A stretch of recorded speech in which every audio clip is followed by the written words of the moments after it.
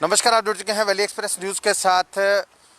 NCP के national joint secretary ऋषि कलम हमारे साथ जुड़ेंगे। मैं आपको पहले ये बता दूं, हम इनसे बात करेंगे डिलिमिटेशन प्रोसेस की। जिस तरह से जम्मू कश्मीर में लगभग जो उसकी प्रतिक्रिया है वो ख़त्म हो चुकी है और लोगों को क्या मिला क्या नहीं मिला, सारी बातें करेंगे ऋषि कलम जी। ऋषि जी, बहुत बहुत स्वागत है आपका। पहले मुझे ये बता दें, आप क्या लगता है आपको कि जम्मू कश्मीर को कुछ दिया गया है या फिर से वही जो पहले से चल रहा था वही कर दिया गया? देखिए, जम्मू कश्मीर के जो अधिकार थे वो तो छीन ही गए, वो तो आपको पता है। उसमें तो सबको पता है कि जो प्रॉमिसेस हमारे साथ किए गए कि अच्छे दिन आएंगे, रोज़गार मिलेगा युवाओं के लिए, इंडस्ट्रीज़ पैकेजेस आएंगे, इंडस्ट्रीज़ खुलेंगे, तो वो तो खाली एक थोड़ी रहा, एक जुमला ही रहा जो भारतीय जनता पार्टी ने हम जम्मू कश्मीर के जितने युवा थे उनके साथ जो मजाक किया, तो वो उसके लिए मेरे पास शब्द ही नहीं है। क्योंकि अब जो युवा है यहाँ के वो बहुत दुखी है, बहुत दुखी है, क्योंकि उनके पास शब्द ही नहीं। आप बताइए, उनको कहा गया खाता बैंक अकाउंट खोलिए, 15 लाख आएंगे, 2 करोड़ रोजगार मिलेंगे,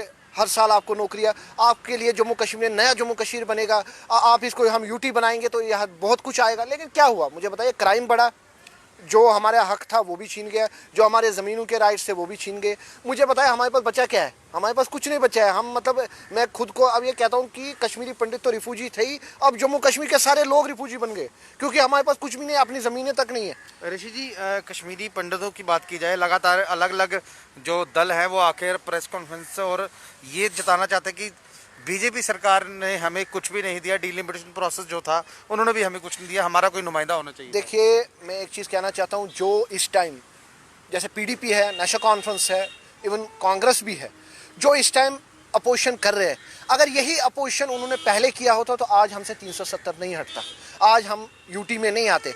ये जो आज प्रेस कॉन्फ्रेंसेस करके कुछ नेता जो आज जो लोगों को गुमराह कर रहे हैं, अगर यही एक्टिविटी पहले की होती तो आज ये नौबत नहीं आती।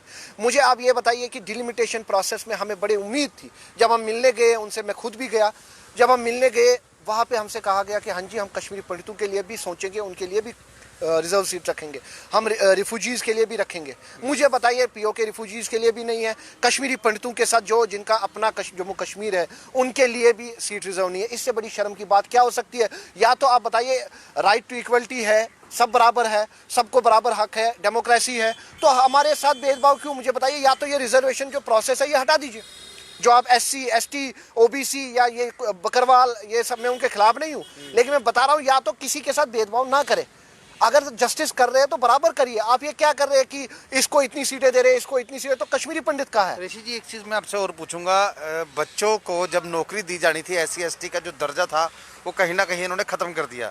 अब अपनी पॉलिटिक्स चमकाने के लिए उनको SC ST के जो दर्जा दे रहे हैं, कहीं ना कहीं इनको कैंडिडेट चाहिए, सीटें मिलेंगी। गुलशन जी, आप मुझे एक चीज़ बताइए, आप सही मायने में किसी SC ST कैंडिडेट से पूछिए, SC ST यूथ से पूछिए, क्या उसको उसका अधिकार मिल रहा है? जो SC ST को सही में अधिकार मिलना चाहिए वो नहीं मिल रहा है, जो उनके लिए सेंट्रल पॉलिसीज है वो नहीं मिल रही है, जो उनके लिए स्कॉलरशिप्स है वो नहीं मिल रही है, हर चीज़ में घपला है। आप किस बात के लिए SC ST कर रहे हैं? पॉलिटिकल रिजर्वेशन इसलिए रख रहे हैं ताकि अपनी सियासत के लिए। मुझे ये बताइए, ये SC के लिए कोटा रख रहे हैं, इनको SC से हमदर्दी नहीं है, इनको पहाड़ियों से हमदर्दी नहीं है, इनको गुजर बकर वालों से हमदर्दी नहीं है। भारतीय जनता पार्टी को, भारतीय जनता पार्टी को अगर हमदर्दी है अपने वोट बैंक से, मुझे बताइए, आज अगर 5 साल 7 साल 8 साल हो गए नरेंद्र मोदी जी की सरकार को, अभी तक इनको SC ST क्यों नहीं याद आए? अभी तक इनको पहाड़ी याद क्यों नहीं आए? अभी तक शेड्यूल कास्ट इनको कोई याद नहीं आता। इनको याद आता है इलेक्शन के टाइम।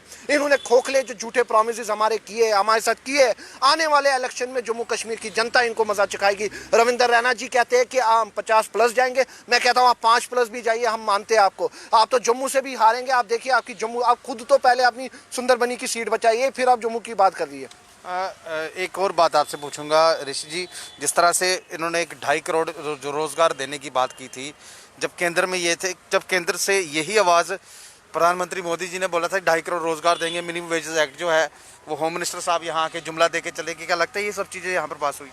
देखिए, मुझे एक चीज़ बताइए, नरेंद्र मोदी जी पे तो अब हिंदुस्तान का कोई भी नागरिक विश्वास नहीं करेगा। वो एक देश का इतिहास में ऐसा एक अक्षर लिखा जाएगा कि वो एक ऐसा प्रधानमंत्री है जो सिर्फ जुमले, जो सिर्फ झूठ पे मुझे लगता है उन्होंने डिग्री हासिल की है झूठ में। मुझे बताइए, नरेंद्र मोदी जी ने डिग्री हासिल की है झूठ बोलने में। उन्होंने युवाओं के साथ खिलवाड़ किया है, उन्होंने बेटी बचाओ बेटी पढ़ाओ के प्रोजेक्ट्स बनाए, उन्होंने क्या क्या प्रोजेक्ट, क्या क्या योजनाएं, कौन सी योजना इंप्लीमेंट हुई, मुद्रा योजना, वो योजना। मुझे बताइए, आप बैंक में जाइए, आपको कौन सी योजना मिल रही है? मुझे बताइए, डॉक्यूमेंटेशन ही इतने हैं कि युवा परेशान हो जाता है, वो बाहर से भाग जाता है। वो जाता है कि नहीं जी, आज मोदी सरकार ने ये वाली स्कीम रखी है, हम जाएंगे, और वहां जाके पता लगता है इतने डॉक्यूमेंटेशन है, गारंटर लाओ, आपको लोन मिलेगा, आपको वो मिलेगा।